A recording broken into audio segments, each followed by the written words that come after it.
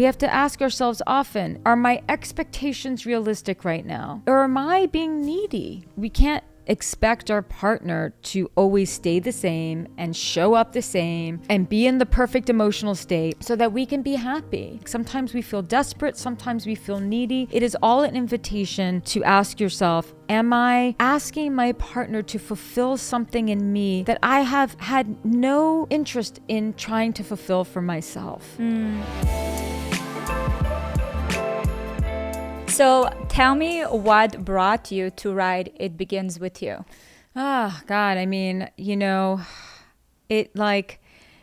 I've been a yoga practitioner for 25 years. I taught yoga for almost 20 years. And then 13, 14 years ago, I met the man who would become my husband and then my ex-husband. Mm-hmm. And, I thought that I had it together. I had this blueprint of what I wanted or what I thought a relationship should be and what it means to get married. It's like you meet someone, you find the butterflies, you're compatible.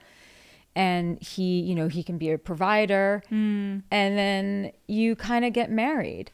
And I thought, I'm meeting, and also I thought because I was meeting him later in life, not in my early 20s or even in my 20s at all. Mm-hmm. Somehow I equated if I'm older, then you know more, right? Mm. So we met, and I always say that our relationship before we got married was about 90% great and 10% problematic. And then people will say, well, no relationship is perfect. Yeah, I was about to say that's a good ratio. I know, but that 10% was so incredibly significant.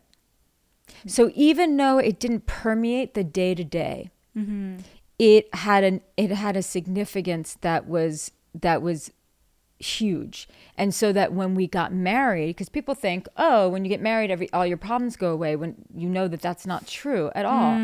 Yeah. So what happened was the 10% became the 90%, and the 90% became the 10%. And what ensued was just a very painful, difficult 2 years of marriage. I didn't know how to fix it. I didn't know how to change it. I felt helpless and hopeless. Therapy was useless. Really? Useless. He left very abruptly. I woke up to a miscarriage. My mom was dying of cancer. That morning, he just went to work, didn't really care that what I was going through. And I had this instinctual feeling that something was going to go down that was not good, even though we were sort of in a better place than we had been in.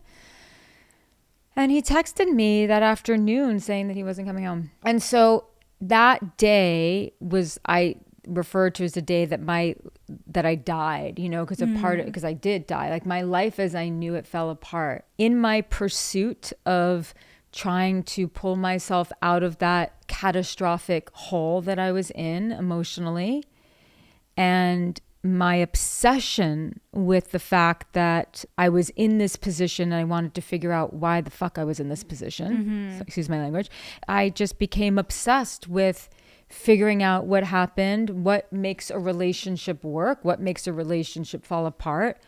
What I finally had to be like, maybe it's me, maybe there's something in me. So I went on a healing journey, and part of my healing journey was helping others as I was discovering things. I'm a teacher at heart. That's really who I am. That's what I identify with most.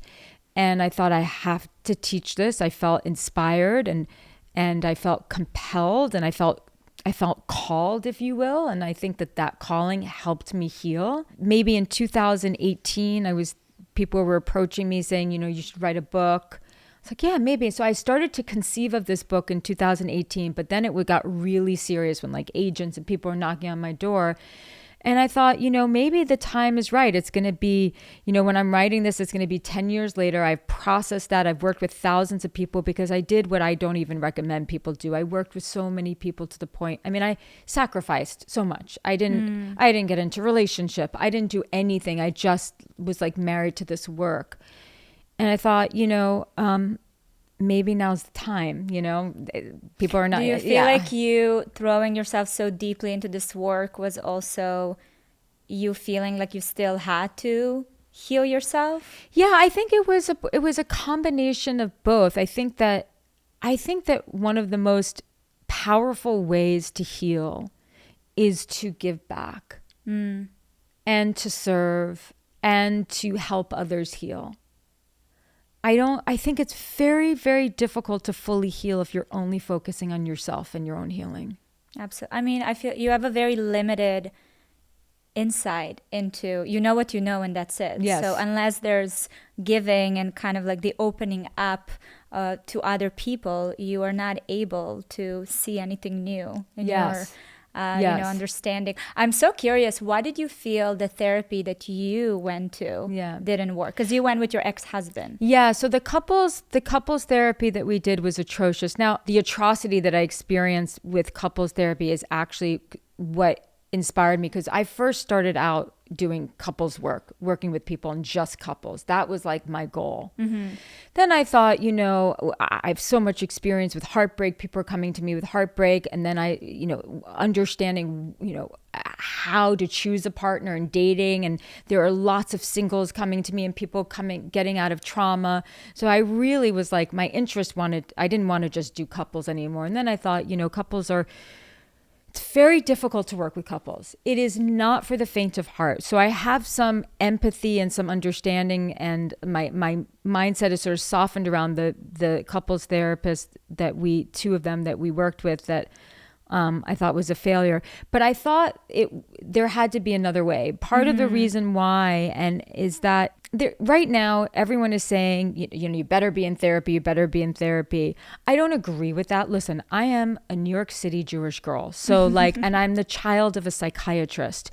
So therapy is like built into the fabric of my being. And like only now, or like it's only in the last, 5-10 years that non-Jews not from New York City or LA are actually, where therapy has become so popular. We've known about this for a long time. I had a lot of trauma to deal with. We just, and we're that whole thing, their neurosis and all of that, like, right? So like, we're just so into, and there's a lot of Jewish intellectuals. So anyway, you got to find the right therapist. There's a lot of crappy ones out there. And the thing that I found with couples therapy is that they weren't hard enough on us. It was more like, let's try to find a middle ground. No, let's get deep, get in my face. Sometimes you have to pick a side, because sometimes it's one person who's causing more problems in the relationship and they need to know about it. But that doesn't mean that the other person isn't taking responsibility too. And so I really thought that even with compassion, you have to kind of really get in there. And if you are with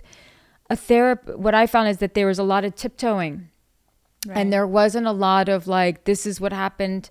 Let's talk about the growth that can happen here. This is your trauma. This is your trauma. So yeah, that felt like kind of glazed over. A lot of conversations that didn't touch the core. Nothing got to the core, and we weren't confronted. And you have to, in my view, if you're going to be working with a couple and they are on the brink of breaking up, and even if they should break up, they're on the brink of breaking up because they've brought their baggage into the relationship and they need to know what that baggage is.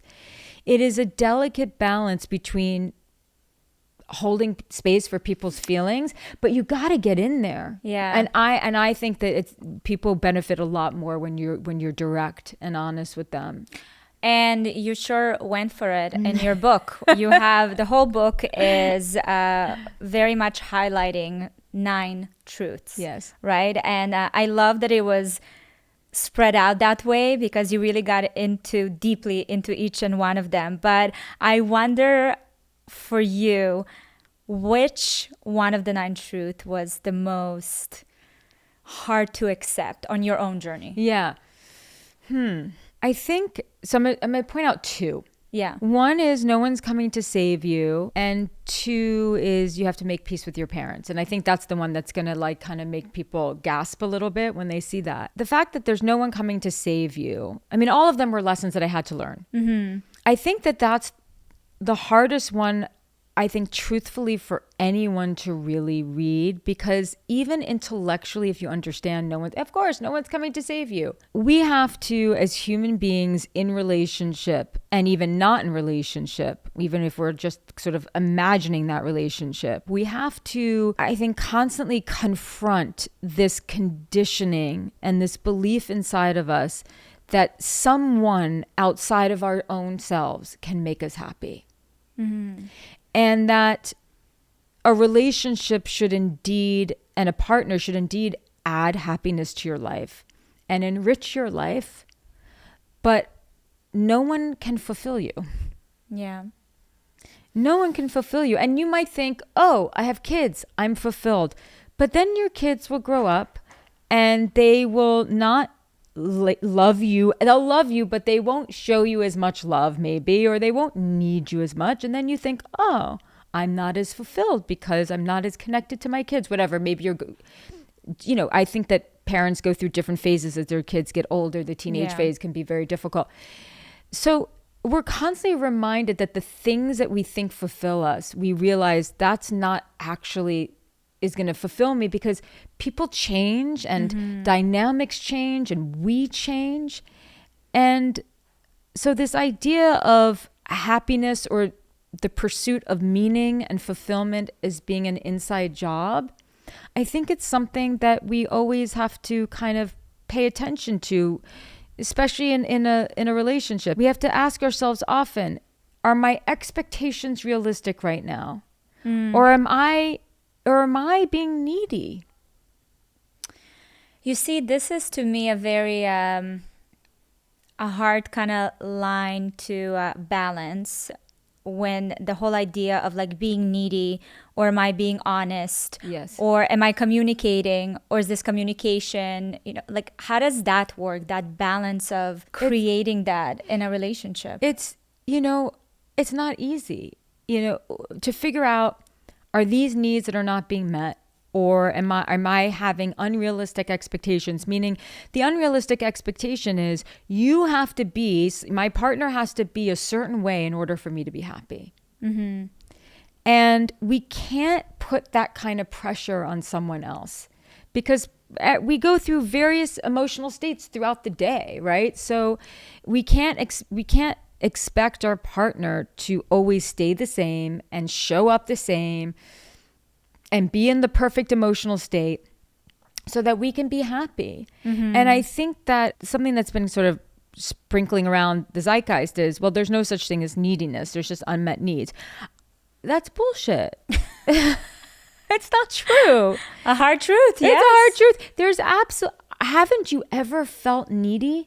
And look, there have been times where I felt needy, and it's because my needs were not being met legitimately. But if I'm honest with myself, there's times where I felt needy because I have had a habit of not trusting myself and not trusting my ability to figure something out, to feel safe in my body, to feel safe and thus safe in my surroundings. And so neediness, which is not, I think we need to kind of, normalize it. Like, it's okay. Like, sometimes we feel desperate. Sometimes we feel needy. It is all an invitation to ask yourself, am I asking my partner to fulfill something in me that I have had no interest in trying to fulfill for myself? And I think that, I don't know. What was very interesting to me? Again, the truth is no one's coming to save you. Like you said, we heard it before. This is something we all are aware. But it's not until I kind of went through the book where you talked about even the definitions that we grow up with, or how we view love, right? We have the one, we have the, how do you call it? The Prince Shining Armor. Yeah, the Knight in Shining Armor. Yes, we have all these concepts that even if you like subconsciously put so much pressure on that one person. So we do come into a relationship with these expectations, even if we know this, idea of like we have to do it for ourselves. Yes, it's very true. We have these projections and we have these childhood fantasies, and we've been very seduced by this idea of romanticism. And look, this is just to add, I want people to be able to have healthy long-term relationships. And in order to do that, we have to look in the mirror and look at our conditioning and look at our behavior and look at and the conditioning that comes from childhood, the conditioning that comes from society. And we have to be able to look at that.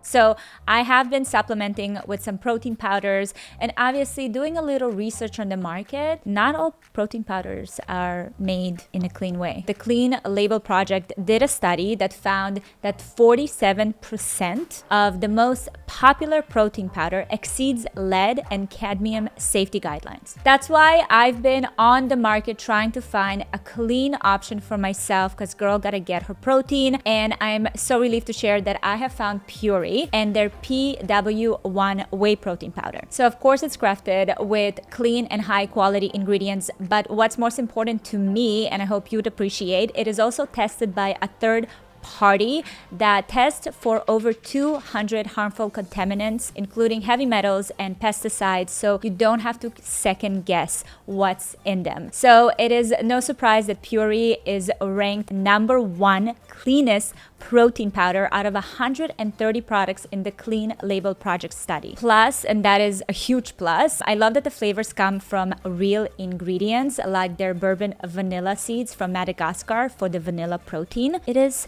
delicious. So do what I did and add Puri PW1 to your routine now. I do have an exciting deal for you if you want to take advantage. Right now you get 20% off, or if you choose their already discounted subscription, you get almost a third off the price. When you visit my exclusive URL, puri.com/Valeria, use my promo code Valeria. That's PURI.com/Valeria. The discount is only available when you use my exclusive URL and use my promo code. So don't wait and enjoy. The other truth that was the hardest was you have to make peace with your parents. And I put a disclaimer in the book that if you were, severely abused by a caretaker, or molested or something like that, I don't think you should forgive them ever, to be honest. I really don't. And I've worked with people who've unfortunately experienced that. And I felt that my job was to help them feel like heroes rather than just survivors. But I in no way am trying to merge them back with their family member. But I think even if you have a great relationship with your parent or a troubled relationship with your parent, our childhood shows up in our adult romantic relationships. And they show up in the form of our beliefs. They show up in the form of our expectations. They show up in the form of our behavior. And we have to recognize that if we want to heal and have better relationships. And my relationship with my father was very, very troubled since I was tiny. I feel like since birth. And so my whole life, I feel like that's sort of been my spiritual journey. And when I was writing that chapter, he passed away actually. And it was wild that that happened. Did you see that showing up in your marriage? Yes. So it's interesting. Life is interesting and relationships are interesting. I've had relationships that were lovely where the trauma of my childhood didn't show up. So I think that it's really important. Yeah, I think it's very important for people to understand that no one really actually has all the answers when it comes to relational dynamics in childhood. There's great theories out there. There's sound theories. There's no question that your childhood is in some way going to show up in your adulthood and in your relationships. But nothing is a guarantee. You had a bad childhood. It's not a guarantee that you're going to have a bad marriage. You had a great childhood. It's not a guarantee that you're going to have a great marriage. So no one really truly has all the answers. And so I've had some lovely relationships. And I think context matters. When I entered my 30s and my relationships then, I don't know, that's when things started to get weird. And I think there's lots of different reasons for that. But my ex-husband didn't know he had a lot of problems. And he didn't know how to communicate his feelings.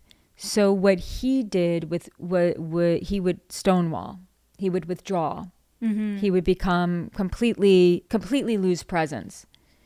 And that was my father. And so my childhood, we all had to walk around eggshells around my father. And I got very habituated to this feeling of extreme tension in my body when I was around him. And this extreme discomfort. And with my ex-husband, that would happen. And then I would get anxious and clingy and, wanting to work it out. And I never told the truth of how I was feeling. Very rarely. I mean, maybe it would come out like in an argument, but really I would never sat him down and just said, this is not working for me, or this is very upsetting for me. We need to figure this out. I had no leadership in that relationship, and people need to know both people in a relationship need to know how to have some leadership. I also feel like when you have these childhood, I don't want to say trauma. There's other words for it, but experiences, experiences, and you're kind of like on autopilot. I don't think you even recognize how not normal it is. Yes, because you're just like, I've done this before. You know how to do this, right? Yes. So it's very rarely that we get to stop and be like, wait, this doesn't feel right when we. Yes, it's in the unconscious, and so. Part of self-awareness is bringing that which is unconscious into consciousness. And so learning how to find some peace with my father, I was estranged from him for many years. That didn't solve anything. I think after my marriage, I thought, and I started to do this work, I thought, I let him into my life a little bit before the end of my marriage, but at some point I thought, this is not working. And this is causing more damage than it is helping me. I went into my own avoidance. If I just avoided my father and avoided the relationship and the problems that I had with him, then everything would kind of be okay. When nothing good comes out of avoidance, the monster just gets bigger. But how did you go about healing that without, he passed away, but without inviting back that chaos into your life? Well, I started the healing before he passed away. Yeah. And in my own personal journey, because I really do not ask people to do anything that I have not been willing to do myself. I think that's really important with the work that I do. And so with my own journey of healing this and personal development and trying to evolve as a human being and as a woman, I thought, I'm not a little girl anymore who needs to be afraid of my father. I was very afraid of him, and he never laid a hand on me, but his energy was very dark and I felt it. I have to now relate to him as the person who I am now. And that means I have to see him differently. And I have to relate to him differently. I can't, whenever we are dealing with our present through the filter of our past, it doesn't work. We have to become current. We have to become present. And I started to see him differently, and I started to have some compassion. I had some compassion for myself. And so the way that I did it was in steps. And in the beginning, it was like, okay, I was always afraid to stand up for myself. So now if he did anything that pissed me off, it was like he was going to hear about it. It was all ego. And then I realized, okay, the vitriol that I have towards him is still has a chokehold on me. This story is still controlling my life. How can I soften? Because if he's triggering me so much, that's me.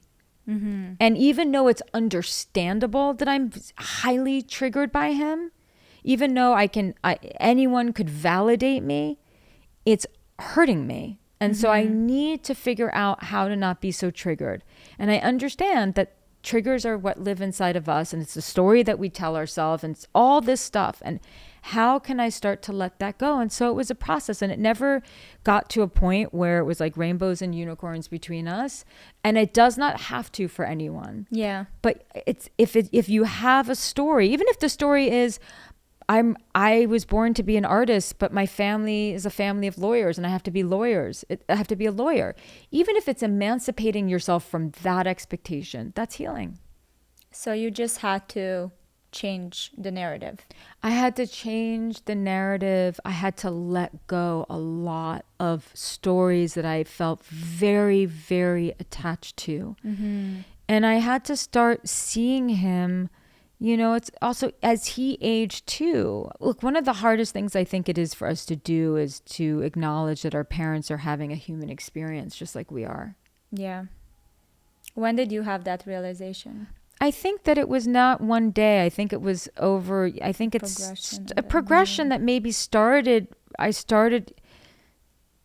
think you start around in your 20s. You start to kind of recognize it. But,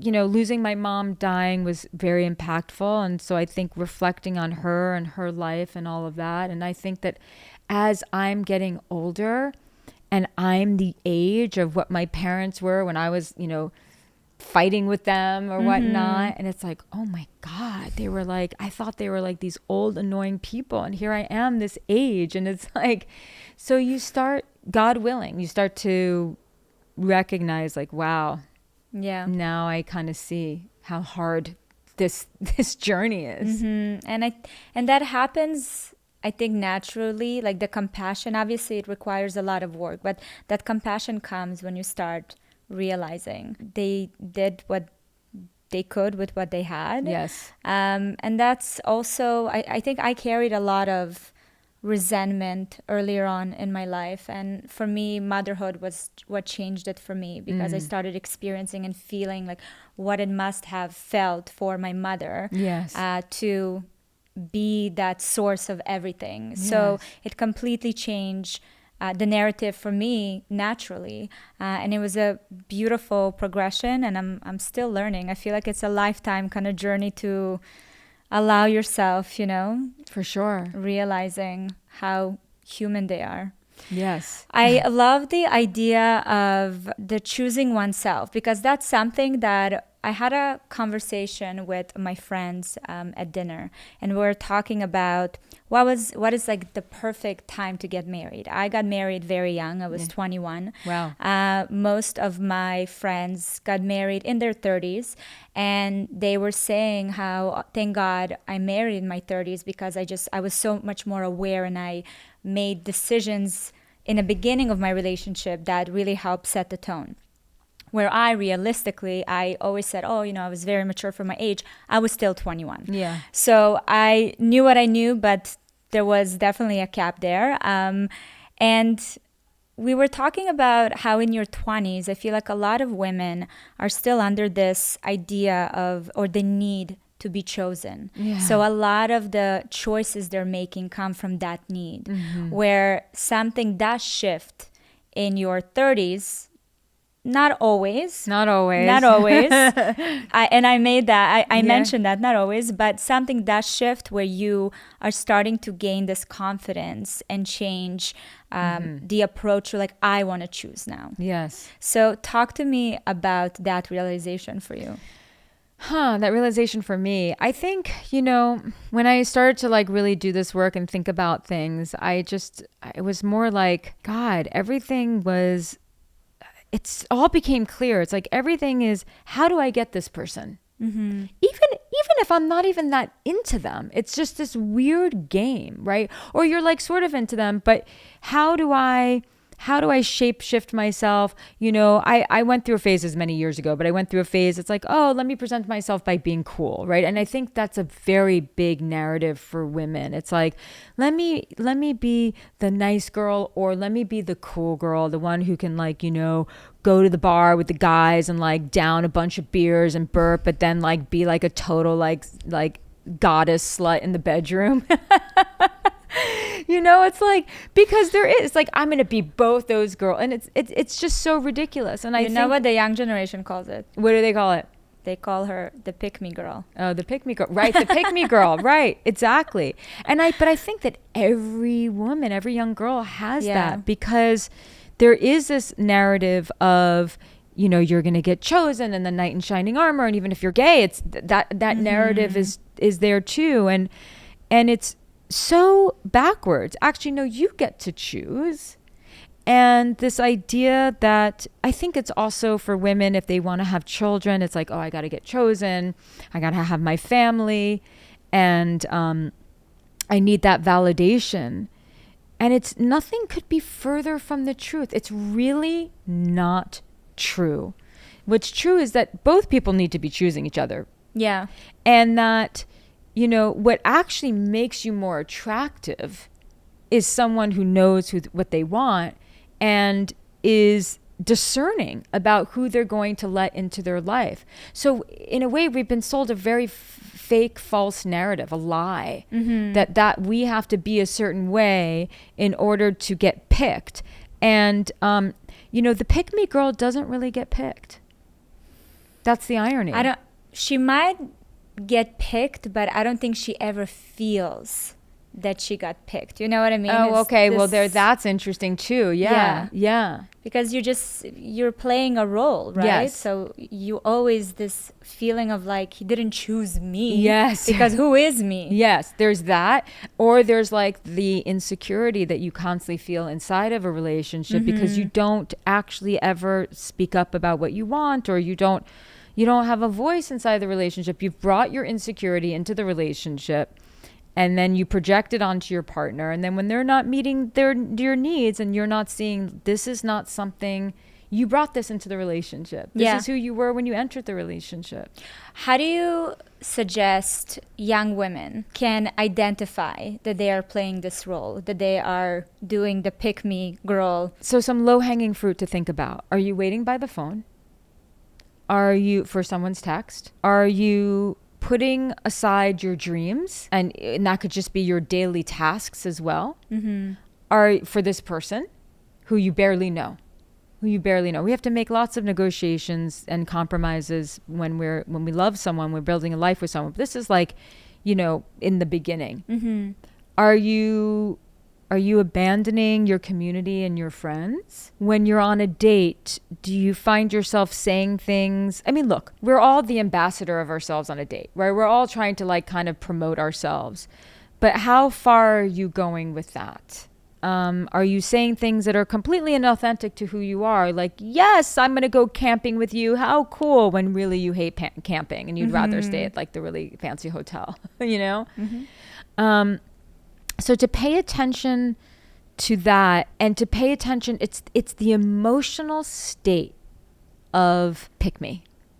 The emotional state of pick-me is anxious, it's insecure, it's feeling not good enough, it's low self-worth, it's low self-esteem, it's an anxiety about the future, and it is a denial of the self. So all these things create an emotional state. And so be aware of your emotional state. And if you're feeling any of those things or all of those things, ask yourself, how much have I put my sense of worth, my future, into the palm of the hand of someone who I barely know, but I projected so much onto them? Or I'm feeling a bit desperate. I'm lonely. I'm bored. I want to have kids. My friends are getting married. I'm not married. All of these are legitimate, but how much of that is making you desperate? And I think that, I know you mentioned, this are the things to think about in the beginning of a relationship, but I think these are the things to pay attention to at any point of a relationship, even in a marriage. I've been married for 13 years now, and these are still, to me, are red flags. If I feel this way, there's like a misalignment that is happening, and that to me is the scariest thing. Yeah. Because to your point, there needs to be a leader. We both have our leadership skills, but I know that I lead this family in terms of how we're all aligning with each other. Right. So if I'm not aligned with me, I can't lead this family. Right. So it's definitely amazing emotions to and thoughts to pay attention to throughout your life. Absolutely. Absolutely. When someone recognizes that this is something they've been doing in a relationship, do you feel like there's a way to fix it without breaking that relationship? There's so much nuance here, right? Yeah. So if you're feeling that way in a relationship, is that who you were when you entered the relationship? So it may not be a symptom of the relationship. It just may be a symptom of how you are in relationship. Mm-hmm. And you're feeling that way because that's how you feel in all your relationships. Because the common denominator in every relationship is us. Yeah. So, or is this something that is really, is there a disconnect between you and your partner? Mm-hmm. Are you not communicating? Are you not feeling as connected? Is there something else going on between the two of you that is making you feel, that's contributing to your insecurity or not feeling safe inside the relationship? You know, so these are not easy things to answer. These are not easy things to figure out, but it's very important. And I think that my book is very suggestive of this, is that, you know, how much of this you have to really see, like, are these the things that, like, if you were to not lie to yourself and really be truthful to yourself, is this the thing that you have brought to most of your relationships? Mm-hmm. And maybe it's a little bit of both, but these are sort of the honest conversations that we have to start to have with ourselves and with our partner, I think. One of your truth, which I think is a huge one, because we, you know, like we mentioned, we're doing our own mental gymnastics all the time, is controlling the mind. Yeah. And practicing that truth is so difficult, takes a lifetime sometimes, but how do you go about learning how to navigate the mind?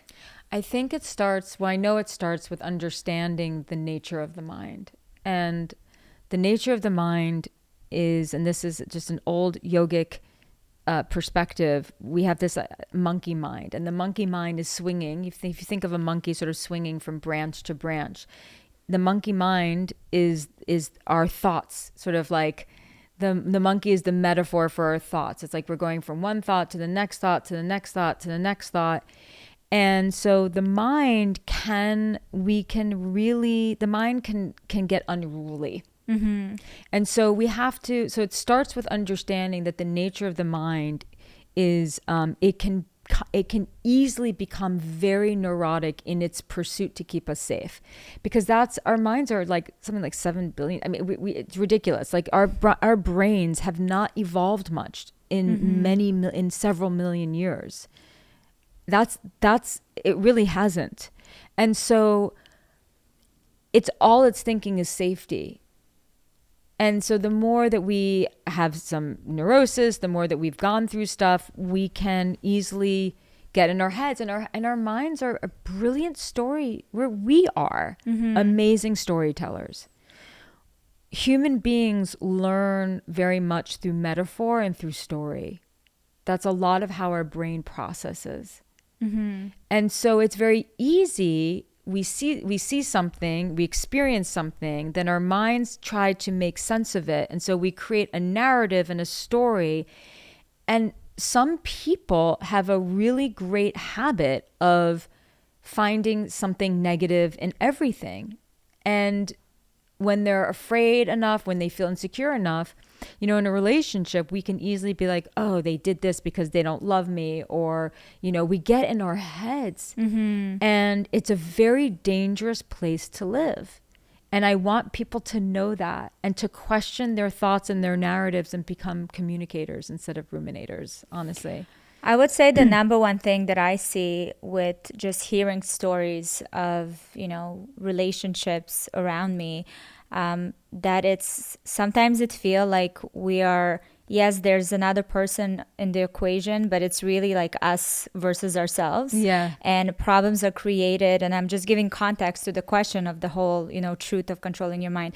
We are creating these scenarios that are so far from the truth and so disconnected from the person that is with us in this relationship. It's nuts, right? It's absolutely mind-blowing. And, you know, it's very difficult to catch yourself and stop and ask questions to remove yourself from that, building those bricks up. Are there any questions that you give your patients as like a tool for your clients? Yeah. I love some of the tools that Byron Katie has bestowed on us, asking yourself, okay, so then you're telling yourself a story and then you ask yourself, is this true? So that simple question, like, is this true? So since we're talking about the mind, mindfulness is the practice of becoming more aware of when our emotional state is impacting our thoughts and therefore impacting our behavior. Something is really powerful is, okay, am I stressed right now? Am I hungry? I'm not in the 12-step program, but I have many friends who are, and something like hungry, lonely, tired, or scared or something. I'm probably butchering it, but these are the questions that you have to ask yourself. Could it be that I haven't had a good night's sleep and that is why I'm thinking this? Could it be that I need a nap? Could it be that I need a meal? Could it mean that I need a walk? Could it mean that I need a shower? I've had some clients where they their minds, it's really, really intense for them. And just this practice of, maybe what I need is just a little time out. And maybe it's possible that I'm doing that thing again, where I'm creating this whole story that's not even true. Perhaps I just need to ask the person what they meant by the thing that they said or did. Yeah. And so this is an ongoing practice, and it's not overnight. But I do believe that mindfulness is one of the key pillars to successful relationships. I mean, the self-awareness is huge because, I hear you say these things.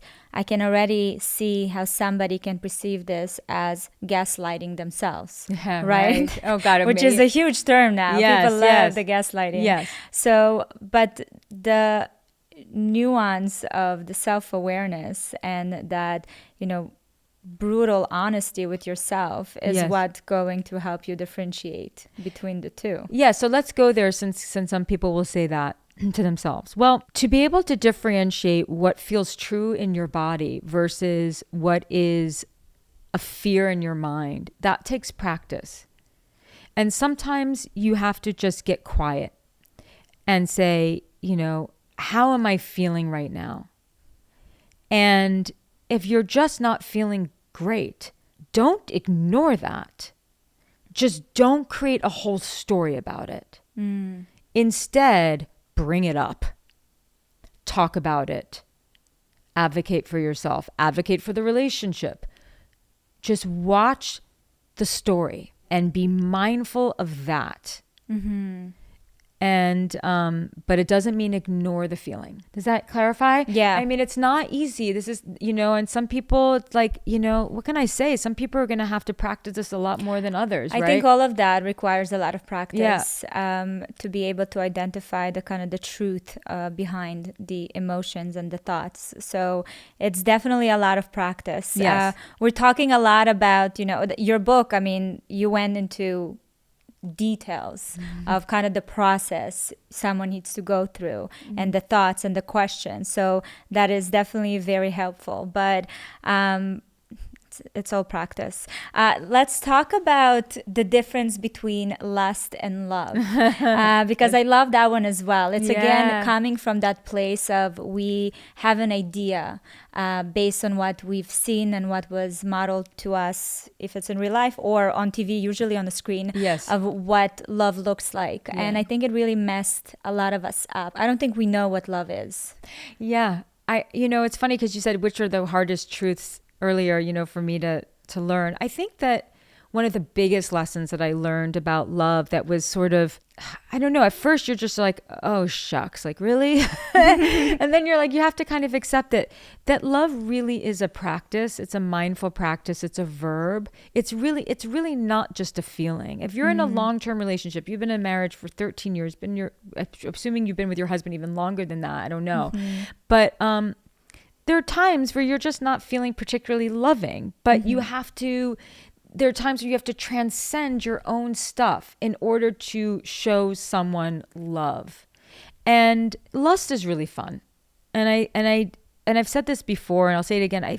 Our time on earth is so fleeting, and sometimes it's just really fun to have that experience. But people think that if they're not feeling all insane over someone, that they must not love them. Or they think, because I feel so insane about someone, then they must be the one for me. And that's really where I have found to be the most interesting in helping people differentiate that just because you feel all these feelings, it does not mean that this person is the right person for you. When we meet someone and we're really excited about them, we meet them for the first time, and let's say you compound a little loneliness there, a little boredom, it's been a long time, you just want to feel alive. When you meet them and you're excited about them, we feel alive. We feel sort of like in love, right? But really what we're experiencing is that they're simply the stimulus, the outside stimulus that triggers inside of us an experience of aliveness that's in us anyway, but it's been dormant because maybe we haven't gone dancing in a long time, or we haven't connected with nature in a long time. Like, there are things that we can do to feel at one. And I believe that part of our nature is that we want to feel oneness. We yearn to feel wholeness. And so we have this person who triggers this feeling inside, and we think, this is my ticket to oneness. And so we project, this is all in the unconscious. And so we project this onto the other person, and we think this must be it, when really they could actually be the worst person for you. So I don't want to rain on anyone's parade. I want people to enjoy that experience. And I also, it's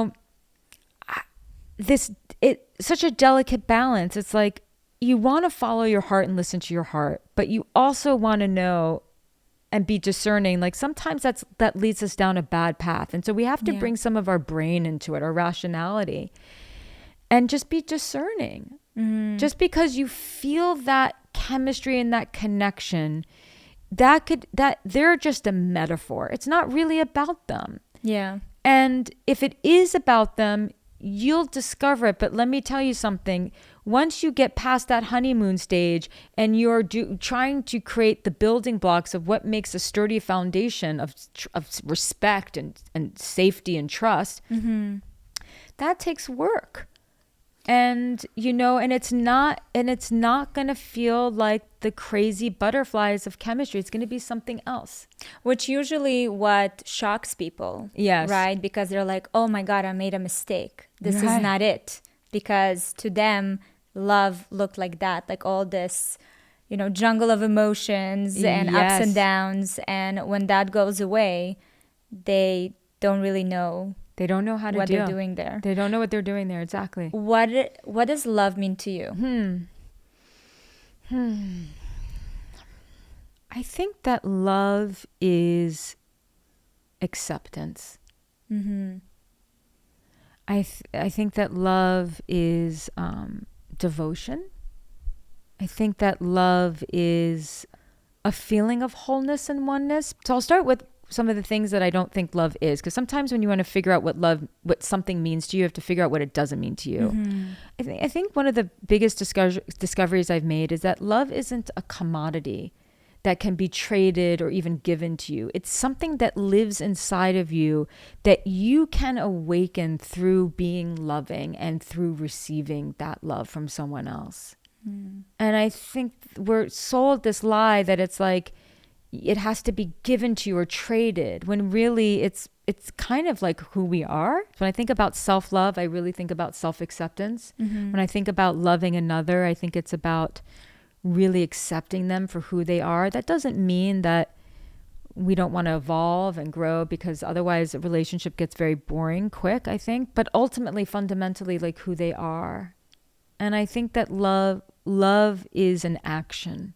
It's really, I can't say that it's not a feeling, because I do think it is a feeling as well, but it's also a feeling that is generated and grows through action.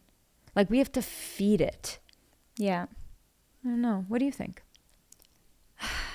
You know, it's interesting. I don't think I've ever looked at love as lust. And I don't know where it's coming from. Like, lust scares me. Yeah. Lust feels very fleeting. And even in my previous relationship when I was very young, anytime I felt those kind of like emotional roller coasters, that always scared me the most. And I usually walked away from those kind of relationships. And I think that was also a result of my childhood, not having stable environment, you know, not having a father. So to me, security and the feeling of just like peace was what I wanted the most.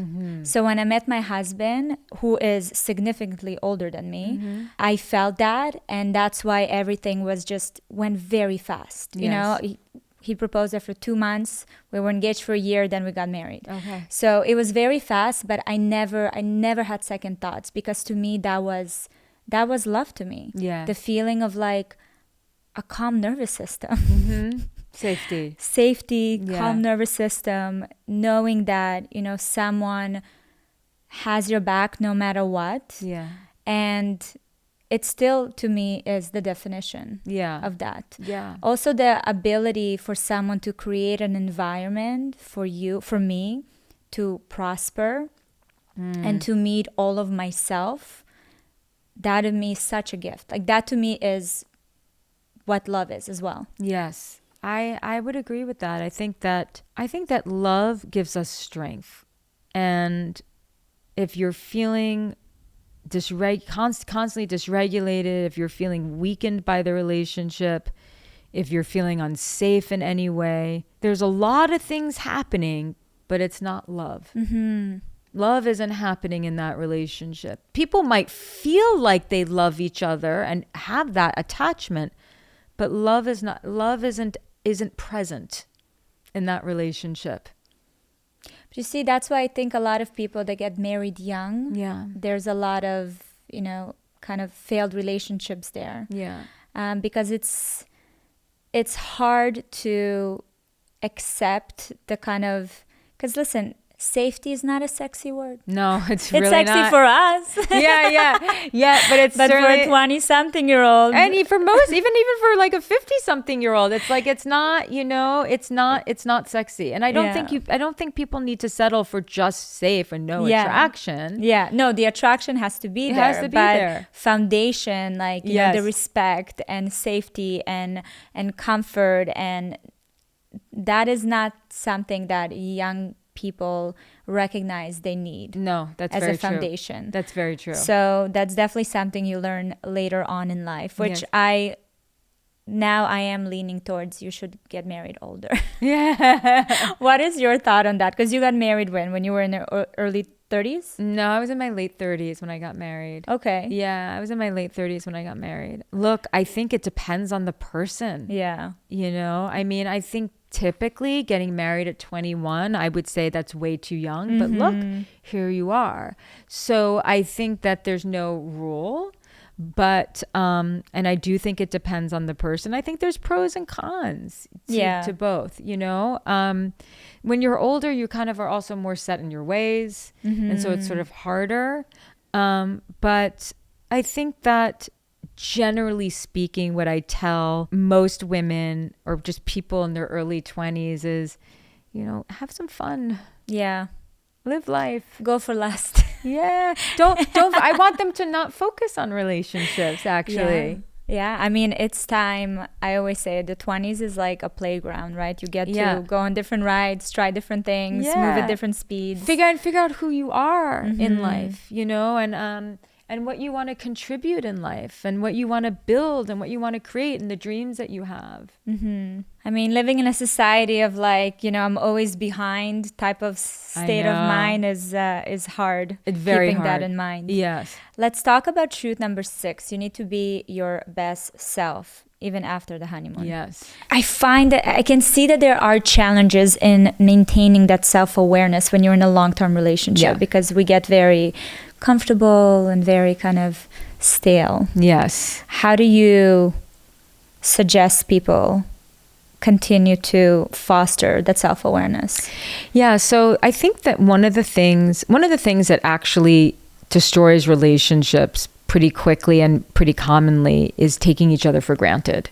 Yeah. It's like really just forgetting that like you don't actually own this person and that they actually can leave you, or they could die. I mean, let's just call it like it is, and that nothing is permanent. And I know that's very scary, but I think that we have to live a little bit with just being a little bit on our toes about that, because we take each other for granted and we forget that the person is a gift and not a given. And when we're taking each other for granted, you know, we maybe don't treat each other with as much respect as we used to. Maybe we're not taking care of ourselves like we used to. We're just not putting in the same effort. And most people, if they did a little bit more of what they did early on in the relationship, like that sort of revives it. And it's also just, who are you? We have to decide who we want to be in the relationship. Like that's a really important question to ask oneself. Like, who do you want to be in this relationship? How do you want to show up? And it doesn't mean that you have to constantly be on your toes, and it doesn't mean that comfort is not part of it, but things do sort of get stale. Stress is the thing that destroys relationships more than anything else. I can confidently say that. How we deal, and it's not the stress, it's how we are responding to the stress. And look, there are very stressful things, legitimate things that can happen in life around money and death and illness. But it's how people respond to that that really determines the quality and the strength of their relationship. And then there's just the little stresses that are really not a big deal. Bringing your best self is not about having to be perfect all the time, but it's noticing, like, how is my stress impacting my relationship? How is it impacting the way I even think about my partner? How is it impacting just the relationship in general? There's some people who are so attached to the honeymoon. Yeah. And then they think, well, now we're comfortable, I don't have to try so hard. Or this person isn't the one I projected them to be, so I'm not treating them that well. So this is really important. We don't have examples of enduring love. We don't have a lot of examples. And the rom-coms and the films that we see, everything is about the beginning, and then nothing is about what happens after they get the person. I'm ready for it to start showing that side. I know. I'm waiting for the rom-com of after the honeymoon stage. Exactly. We need that. Oh my goodness. I do love the idea of, the stress thing. I don't think I've ever heard that kind of perspective on it. I think a lot of the times it's like you want to show up to be your best self for your partner. And again, it's a very big, vague kind of idea. But the stress is it's a very real issue that we're all deal with, that truly changes the way we show up every single day. And think about it compounded. Let's say it's nothing bad happening, but you're just like frustrated at work, and you're coming home every day, and you're just sort of like, when we're stressed, we're in our heads. When we're in our heads, we're emotionally unavailable. There's tension in our bodies. There's a lot of resistance, and then we build resistance against our partner. And then next thing you know, it's been a couple months, you haven't had sex because you're so stressed out about this, that, and the other thing. And next thing you know, you're completely disconnected from each other.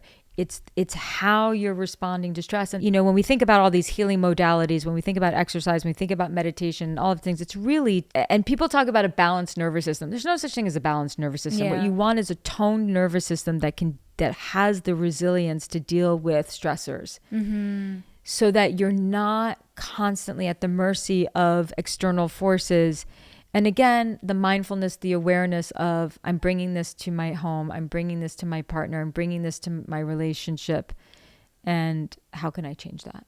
That's extremely empowering. Yes. This angle of thinking, because then, again, part of that, the conversations we're having in our heads is that we're coming home, we bring that home, but then the partner is acting a certain way, and we're like, something's wrong with them. Why are they behaving this way? Exactly. And it's becoming this whole other thing. Yes. where if we had the opportunity to check ourselves and kind of go back to that, response to stress, I'm sure it can make life way more simple. Yes. So you mentioned modalities like exercise, meditation, anything else that you mention to people? I think for people who are feeling really sort of burnt out and whatnot, I think that having some time in your day to kind of do nothing, just to kind of like disconnect from social media, disconnect from everything, even if it's just 20 minutes, long walks. I do find somatic therapy to be really impactful, where you're working with the body. That's where you're working with the body to release tension in the body.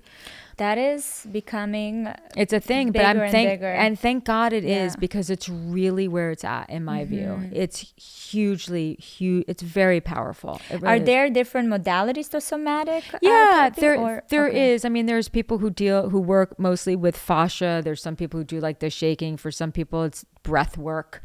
So there is different modalities. And I say, find what works for you. Yeah. Find what works for you.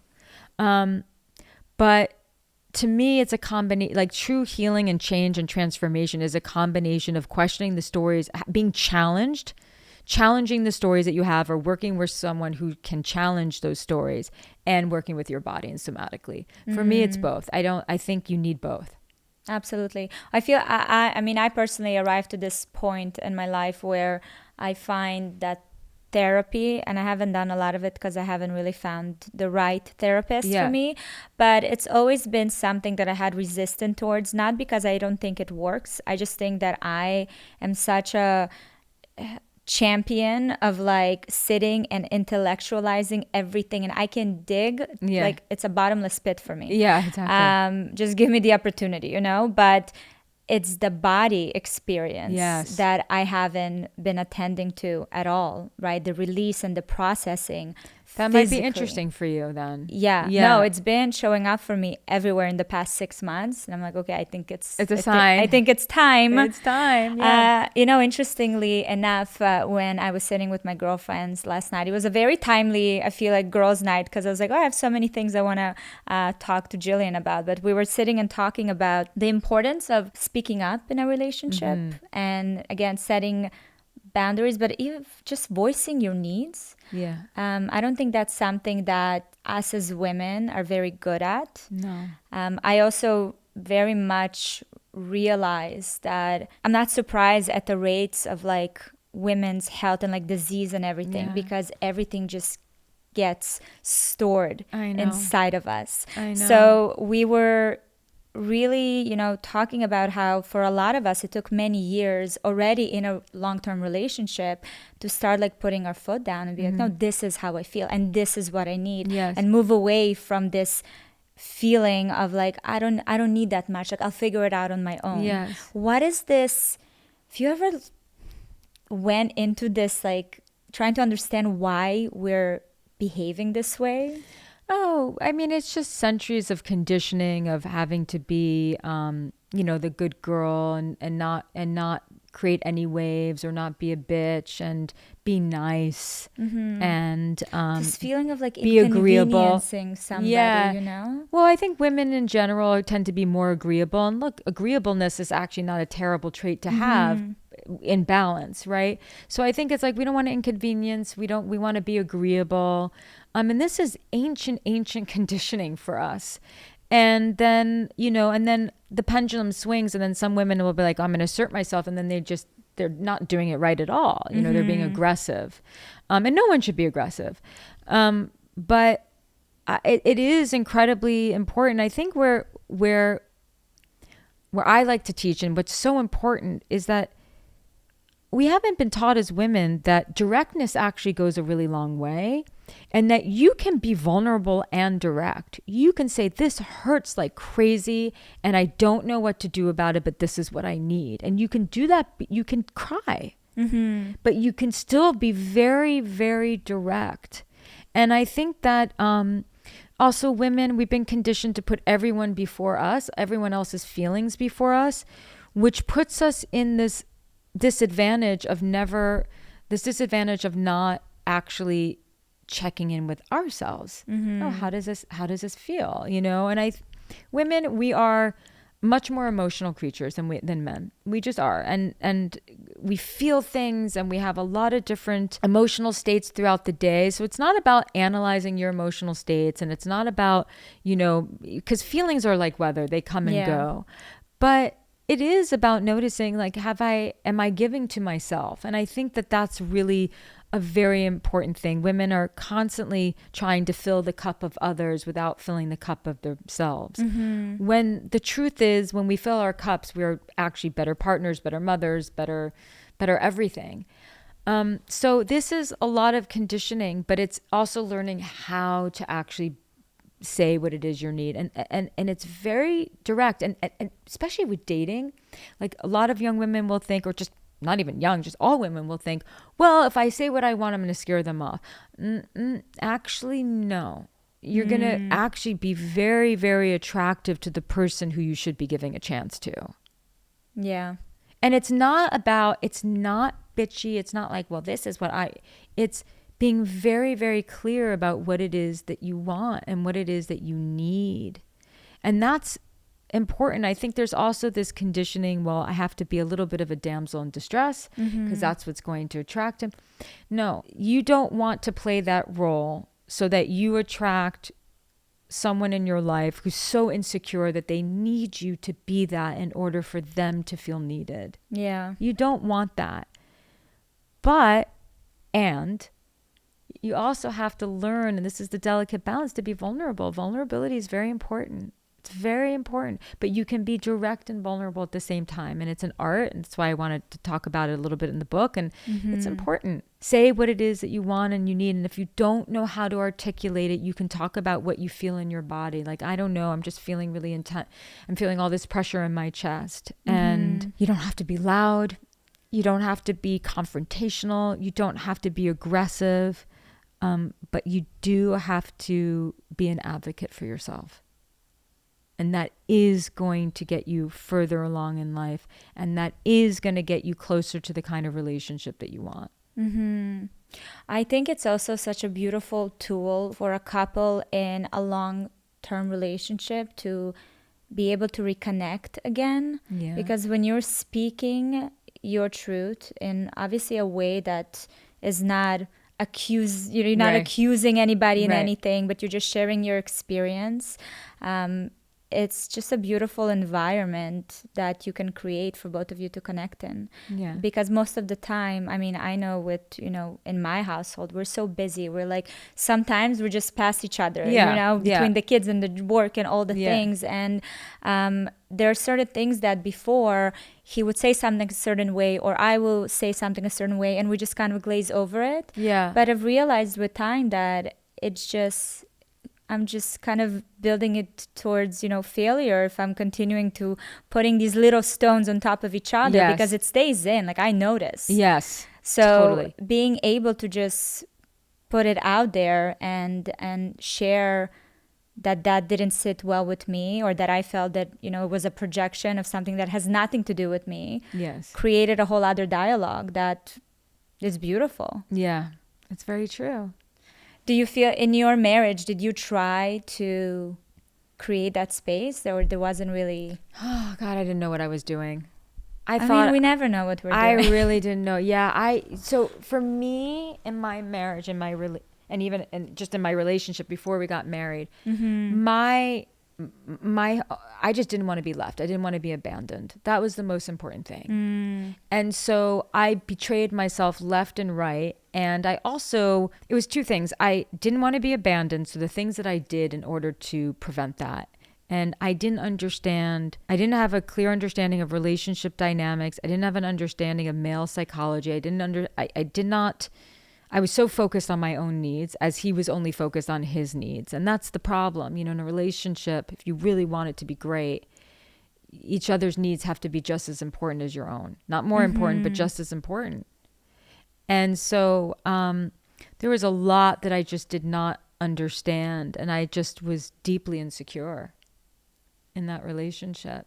You mentioned I didn't have an understanding of the male psychology. I mean, I don't think any of us do we need to know something? Like, did think you learn something that we should keep yeah, in mind? I think if you date, I think whoever you date, men or women, you have to have an understanding of the psychology of like what, because men and women are also very different. You know, for a lot of men are afraid that they're not enough, and they want to feel needed, and they want to feel like they're adding value, and they want to feel like they can give you something that you can't give yourself. Most men need sex in order to feel love. Mm-hmm. And I need that, and typically they need that more than women typically. Mm-hmm. So I guess the point is, like, if you're in a marriage and your husband is always like nagging you for sex, it's not just because he's like a guy, it's because he actually needs to feel connected to you. I think that men, if they feel like they can't make their partner happy, that's when you're going to lose them. Like, men, rightly or wrongly, and I've worked with a lot of men trying to help them understand that they are not responsible for their partner's happiness, because a lot of men struggle when their partner, let's just say it's their female partner, but it could be their male partner, they really struggle when she is going through, like, she's in a bad mood, or she's not happy. She's just having a day where she's not happy. And I have to teach so many men that, like, that's her, like, maybe she has her period, maybe she's getting her period, maybe she's in menopause, I don't know. But like, that's just her, and you're not responsible for that. And you need to just be present and just let her have her wave of emotion. But men really, most men that I've known and who I've worked with will pull away in a relationship when they feel like there's nothing they can do is ever good enough for their partner. So they live to make their partner happy. Right. They think they're responsible for that. That's a heavy load to carry. It's a heavy load to carry, for sure. But I think it's interesting to note that if you're in a relationship with a man, this is what I had to do in my marriage, and what a lot of women do is like, okay, you know, he can't handle my emotions, so I'm going to put on a smiley face, so I'm going to fake it so that he can be happy. When really it's like, both people need to understand, okay, if you're never happy and you're always complaining and something's always wrong, he feels like a failure. And that's something that you actually need to fix inside yourself. Or fix is the wrong word, but address. Like, if nothing's ever good enough, like, you need to address that. And he needs to realize that his partner can't always be in a positive state, and it's not, the onus is not on him to change that. You see, all I keep thinking about is like, we just need the movie After the Honeymoon, because look at all these plot twists. I mean, there's so many plot twists, exactly. That we're learning, you know? Yeah. It's just such a beautiful journey to be in this space with somebody and to learn so much about yourself, and them to learn more about themselves, and then learn ways to, you know, bring it together in a harmonious way. Then you bring children into the equation. Holy, it's a whole different dynamic. Holy, you know, we mentioned throughout our conversation that open and honest communication is key in a relationship with yourself and with your partner. Yes, it really is. Do you have any tools or strategies to how to create the environment to have those conversations? Because so many of us avoid it from so many fears that we have. I know. Well, I think a really amazing strategy for a couple is for once a week for them to have a meeting where they sit down and they discuss the ship of the relationship. So the kids, the household, the whatever, money. And then that's the time to kind of bring up any concerns or grievances in a way that is, you know, it's understood. This is our weekly meeting. Where couples get it wrong is that they're constantly bringing it up throughout the week. Oh, interesting. And that just creates tension. Yeah. And it's better if, I've seen this strategy works really well, by the way, like extremely well. Have a once a week meeting, and that's your time. But the rules are, you have to end on a good note. You have to end on a good note, and you have to stick to the whatever your rules are of that meeting. But have it once a week to kind of go over it. Don't do it before bed. Don't have these conversations when you're exhausted. Don't have these conversations when one person has a deadline at work. You know, you just have to say, when can we chat? And then you talk. And it's always about leading with the truth, leading with vulnerability.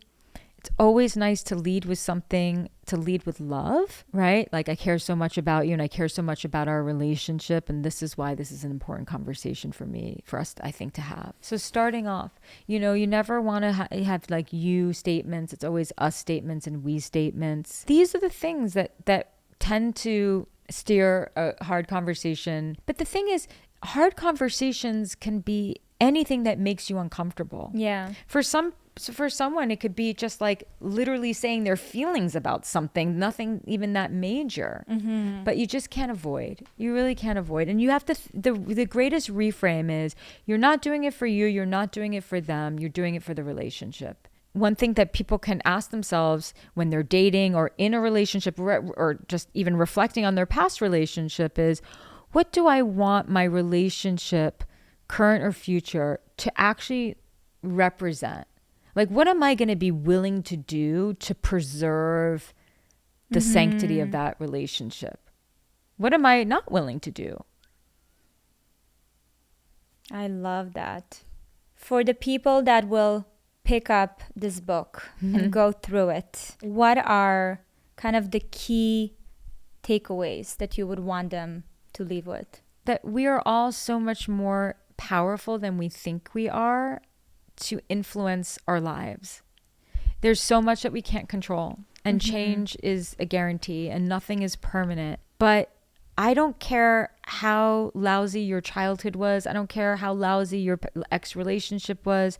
You can change, and you can change your love life, and you can change your life. And so I really want people to understand that, that they have more power and control than they think they have. I left with that for sure. Oh, good. Jillian, thank you so much for your time. I'm so excited for people to read the book. Thank you. By the time the episode is live, the book will be available. It's in January, right? January 14th, yeah. Yes, it begins with you. And can you please share where our listeners can find you? Yeah, so to get the book, jillianturecki.com/book. My podcast is Jillian on Love. And then all over social media, Jillian Turecki. So if you know the spelling of my name, jillianturecki.com, that's where you can find me. Amazing. Thank you. Thank you so much. Thank you so much for watching this episode. I hope you enjoyed it. Don't miss my newest episode right here. And if you're listening to the podcast on Apple or Spotify, please go and leave a review with your biggest takeaway. I love reading your thoughts. And if you have any suggestions for guests or topics, you can leave them in the comment section. And always, always remember, you are not alone.